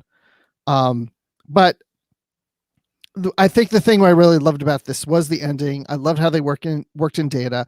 I felt like they gave me all the answers that I needed for this. It didn't leave me with a bunch of question marks as to, well, they never wrapped this up and they never explained that and they left this open and this, it just, there's still some things that are open, but they're small things that, but I feel like the story wrapped up for the season really well and it made me cry. And I would say that I probably cried. The only episode that made me cry this much was The Visitor in Deep Space Nine. Oh, and so this one really pulled at, even though I knew he probably wasn't dead, just relating to just thinking about Picard's death and just seeing the other characters react to that, the reactions, like we were talking earlier, just broke my heart. I mean, just seeing what they're going through. So I would give this 9 out of 10 smiling Girardis. Nice.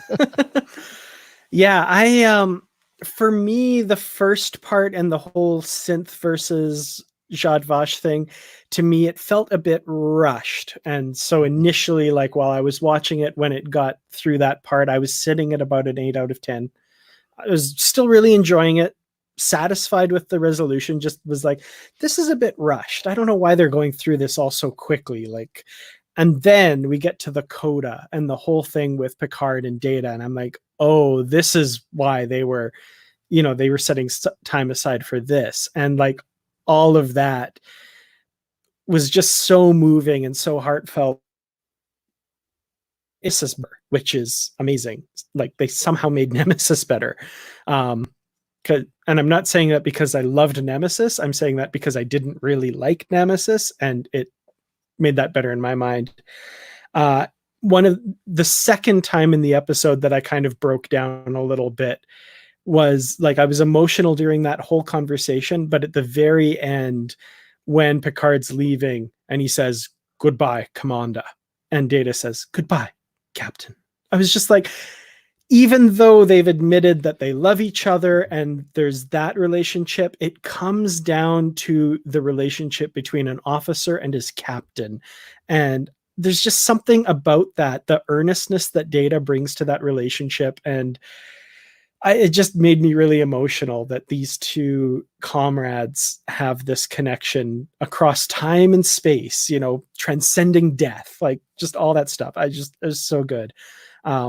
So that bumped it back up to a 9 for me. And then there was no cliffhanger ending. 9.5. Yeah, that's a good point. Right. Yeah, Yes. so 9.5. 9.5 Girardi's saying make it so instead of Picard, which I was waiting for Picard to say it, but it was a good, if Picard had said it, it'd be a 10.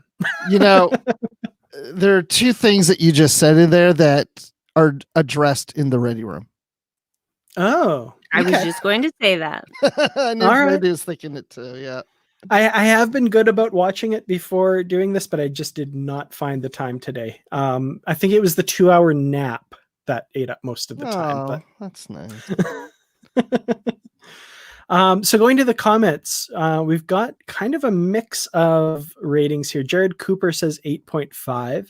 Stress Free K 7.67. I like that. Pastor Andy has 7. Paul Nyad 8 out of 10. TKHUI 9 8 out of 10. Super synthetic metal tentacles. Ooh. Liam Smart. Liam Smart says 5 out of 10. Not a big fan of that episode, apparently. And my chat just snapped to the bottom, so hold on. Lawrence Todd says 9. Automated Joy, 21 out of 23 orchids. Suzanne Williamson, 5.5. So another not huge fan there of this episode. Patrick says 9 out of 10 roundhouse kicks from 7. It's a powerful rating. I like that. Jim MC, 4 out of 5 Gollum Picards.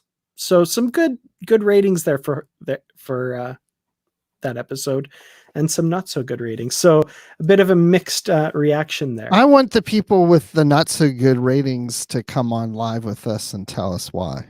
Mm-hmm. I mean, Yeah, like definitely. right now. Willing to. And then If I you can guys are willing to. headcanon them out of that opinion. Kidding. Oh, and this isn't, yeah. And I'm not saying this because I want to like debate or anything. I'm just curious. I just like to know. sorry. What was that? I didn't know I could do that. What'd you do? So you can show comments. So Oh, sorry, wait. Automated Joy says, why didn't Elnor meet Spot? That's a great question. That would have been so cute. Maybe he mean to did. interrupt you. How did It you was do just that? off camera.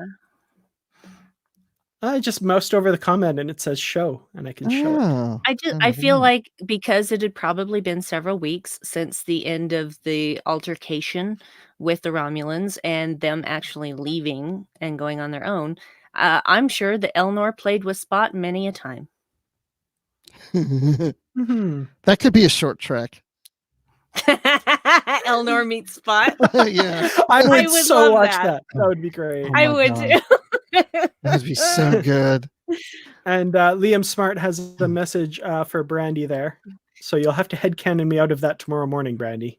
Yeah, we're recording an episode of the Edge main show tomorrow, and so we'll talk about that. Okay. You know, it's okay. That's Everybody, opinions are, opinions are just that, opinions. Well, yeah, that's And why I'm curious. There's nothing wrong or right about them. No, It's of course just, not. so, if you want to have, if you have a bad opinion of it or a slightly negative opinion about it, that's completely understandable. But, I'd like to try and headcanon you out of it. I'm just Yeah, curious and about I'm that. kind of with Bruce. I wouldn't mind other opinions on the show, because I mean, I think we pretty much universally love this show, and that's great, but it would be nice to have differing opinions, which we do get in the comments, which I do appreciate everyone out there sharing your opinion. Okay, so Liam says there's too many things to recon or fix in his brain for him to enjoy it. So, like, give us an example of one. I'm just curious. And if you don't want to, you don't have to, Liam. But You know, I'm not trying to put you on the spot, which I am doing, of course, but no, that's me doing it by highlighting the comment. that's true too. We'll just leave it up there forever. Oh, sorry. Poor Liam. While we're waiting for that, though, Zamboni Josiah says, "Are y'all going to do a full season recap live stream like you were discussing?" I don't know about you guys, but I've got nothing but time on my hands right now. So I would love to. I think it would be a lot of fun. Me too. Okay, Brandy's saying yes. I just assumed we were. So yeah. I think so. I assumed we were too. So I thought it was a done deal. So yeah, next Friday, right? Same time. Same star date, same star channel. Same star base, same star date. That doesn't work right. Okay. You know what I'm saying. Okay. Pastor Andy, Dan, let's put that up. I love that we can. It takes the end of the season for us to figure out how to do this. And the end of this episode. Yeah. So, Dan, do you and the others prefer Disco or Picard? I have an answer to this. Okay. Oh, Brandi, you go first. Well, I have actually stated this in public before because I usually don't pick favorites, but I do have a favorite Trek, and it is Discovery. Nice. Okay. A favorite Trek, not just against Picard, but all, right? All Trek. Wow. Gosh. Okay. Oh, that's a hard one for me to say. I guess because I'm leaning towards Picard right now, just because we just watched it. Because usually that's what happens. But I have the new relationship energy with Picard right now. Yeah, but they're so like between Discovery and Picard, they're so different. You know, it's like I'm really aching to see some more Discovery, because Discovery is that whole, you know, Starfleet on a starship thing and the crew. You know, more so this is Picard's different. You know, like okay, I'll answer this. I think Picard got off to a better start than Discovery. But that doesn't mean I like one better than the other, just very different.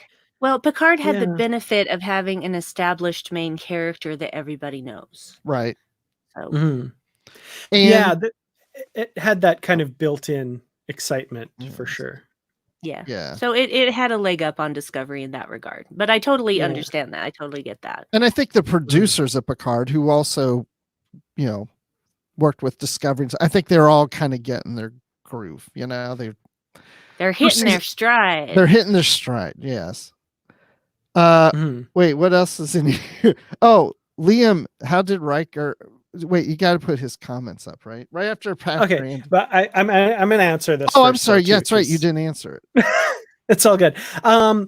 I'm going to give kind of a lame answer. I really like both, and I'm having a hard time picking one over the other. I think I was more excited to watch Picard, and I think it's because of that built-in, like, ooh, Patrick Stewart's coming back. Oh my gosh, I can't wait. So there was that anticipation. I've really enjoyed watching Picard, but I really love watching Discovery as well. So I don't know. I have a hard time choosing between them. I think I like them both for very different reasons. Yeah. I know that's a cop-out answer, but it is, but I feel like mine was too. But you know what? I think I'm going to say Discovery now. I'm going to say, especially season 2, because it just feels, it's just more like Star Trek. I hate when people say like, oh, it feels like Star Trek, but you know what I mean? It's the whole Star Trek thing. It's there's a Starfleet crew and they're doing missions. Yeah, I get that. You know, and it's like, I ache for that right now. Well, and that's the thing is I'm usually the one that's being really wishy-washy and saying that I don't pick favorites. So when I pick a favorite, everybody sits up and pays attention because I don't usually do that. I'm kind of impressed. That's cool. Yeah, but still nobody knows who's my favorite captain is. Ha ha. No, I do. Oh, we know. Oh, you don't know. Yes, we do. We do know. No, you don't. Yes, we do. You know. So Liam Smart says, how did Riker at all make it so quickly to the Vite system? I did bump on that a little bit because they were tracking the Romulan along. They're like, oh, they're half an hour away, they're 9 minutes away, they're, you know, blah, blah, blah. And then the Starfleet ships just showed up with no warning whatsoever. So I did kind of knock on that a little bit. I kind of noticed that. So well, they didn't show up like immediately after. No, but they knew how far away the Romulans were using the sensors on La Serena, but they never detected the Starfleet ships until they popped out of warp right there. Well, they were a little freaking busy, Dan. Hey, I'm not. I'm just. It's what Liam said. I'm sorry. See, Liam. The truth is, we're not allowed to say anything bad because Brandi will just jump. I'm just kidding. Brandi will just. I'm just kidding.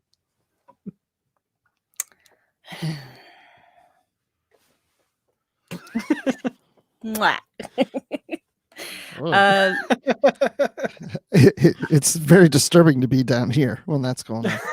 I would have to. Oh, sorry. Have to be sort of.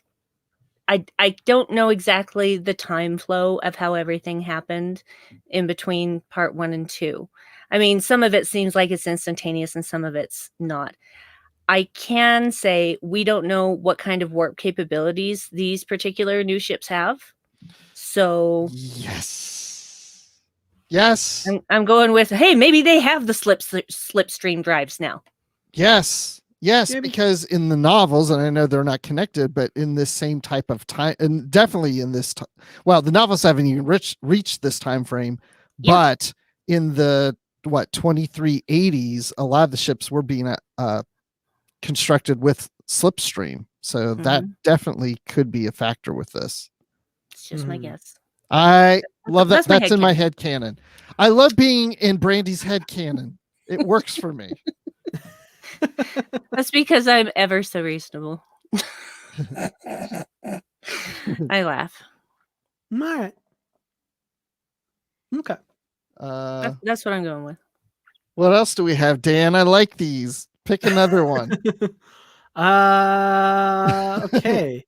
So Liam Smart brings up the thing that I had a little bit of an issue with, which was just giving up. So I don't think I have as big a problem with it, but that was something that I was kind of like, I don't know that she would. I like the idea that like the half Vulcan, she just logicked her way out of it, but it is still something she's been working towards for like 40 years.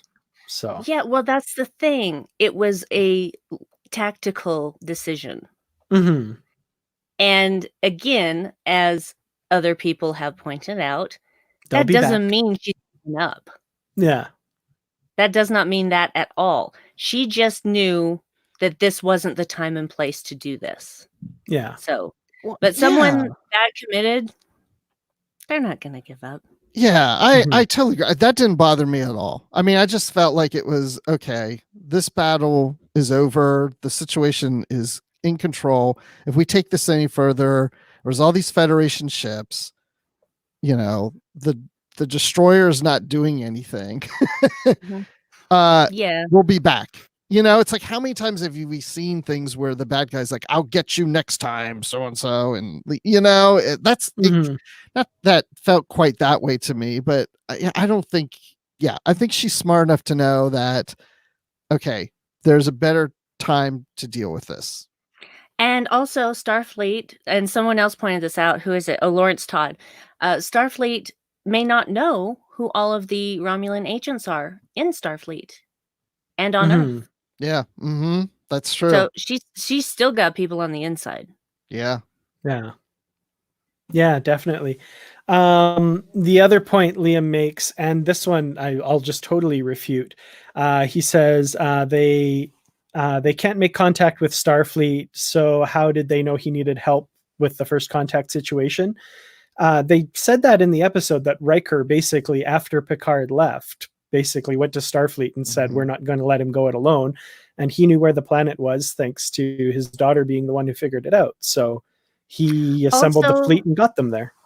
Also, Riker played part of the transmission that was somewhat garbled, but they still that's right too. I forgot about that actually. So part of Picard's transmission did get through. And that's right. In the episode, he says, I'm not sure if I got through or not. So they obviously did receive part of it because Riker, you're right, did play that little piece of the transmission.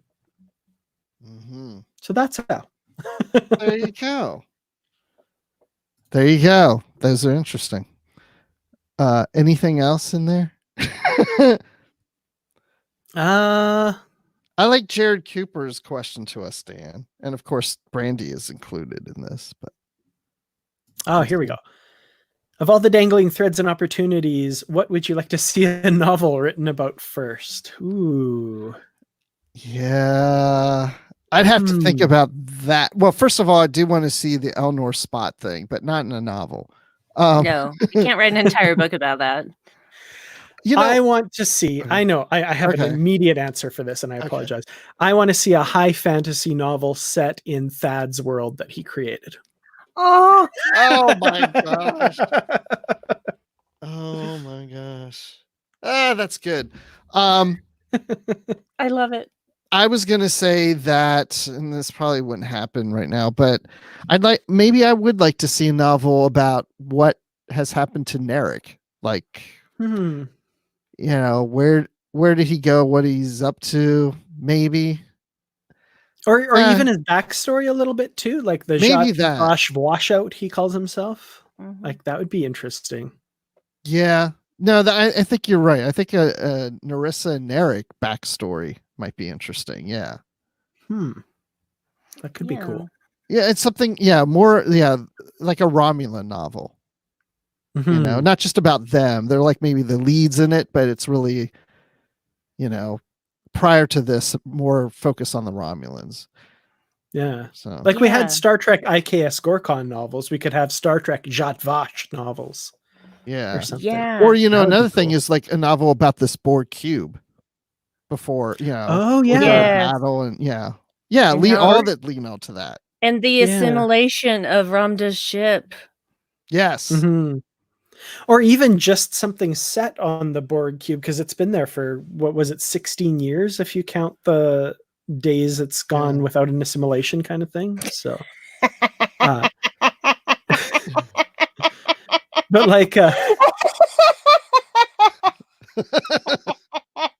didn't think it was that funny, Dan. I didn't think so either. It was that funny. But yeah, like even just using it as a setting, you know, like it doesn't have to be the origin story of it. But yeah, that's true. I honestly like to see a Rios novel of his days in Starfleet. Yes, that would be cool. Yeah. I'll be thinking about this all night. I like it. That's excellent. Prequel novel about the Rikers. I like that. Yeah. You know, I would love to see something like that of them on the Titan and then, you know, leaving the Titan and Starfleet. The whole, like, those years between Nemesis and Picard. Yeah. Or 7 of 9 is a Ranger. I'd like, Oh, that would be pretty cool. Yes. Oh, yeah. Give me that one. I want that. Oh, that's so good. Yeah, just like right after the Voyager returns to Earth, and what 7 of 9 does leads her to become one of the Rangers. Oh yeah, I want to read that one. That would be pretty. Jadvash washout, Narek's autobiography. Yeah. Oh, he's just so misunderstood. See, I feel like he would write it, but the publisher would like insist on the Jatvash washout title, and he'd be like, "Oh, oh, that's great." Yeah, it's like more notes, really. I like Anime Joy saying Rios adventures as an Uber driver.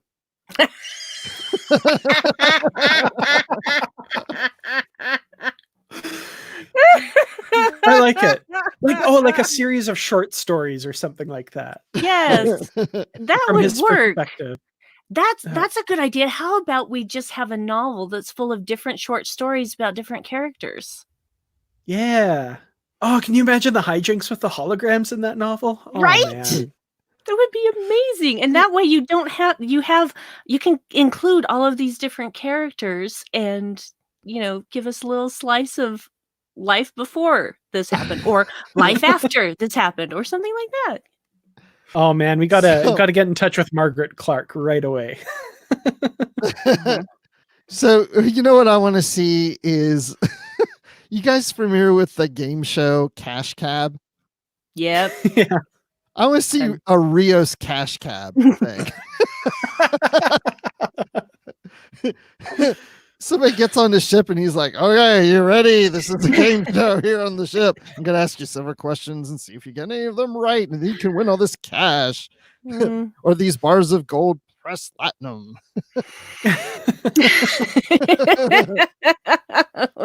Oh, that'd be great. Yeah. Well, I guess any final thoughts before we wrap things up? My final thought is I liked what we just did. I like the little putting the posts of the comments in there and just talking about. That was great. Yeah. Yeah, we're gonna have to do that. Yeah. More. I like that. Well, now that we know we can, we could have been doing that the whole season. I know. Exactly. We're the unready room. We're living up to our name, guys. It's our first time using whatever this platform is, StreamYard. It's StreamYard. It's our first time using StreamYard to do live shows. So yeah. Mm-hmm. Yeah. The Unready Room pop-up edition. I like it. Perfect. Like our own version of pop-up video. You know. Yeah. Which actually I always hated. I hated pop-up videos so bad. It's just like, stop interrupting me. Oh, those are fun. I want to see some Brady Bunch pop-up videos. Anyway, that's my geek out.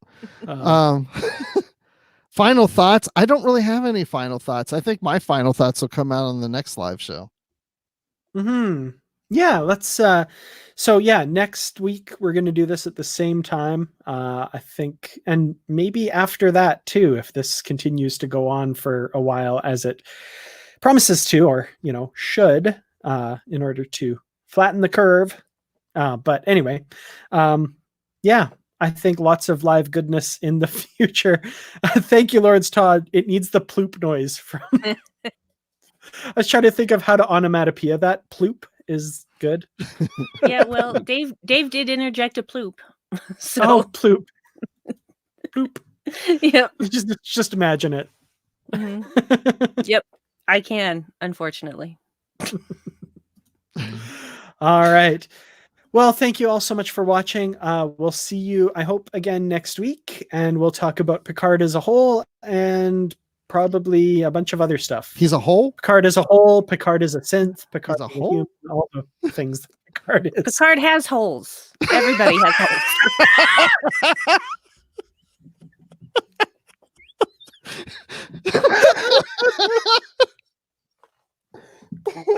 It's funny, but it's true.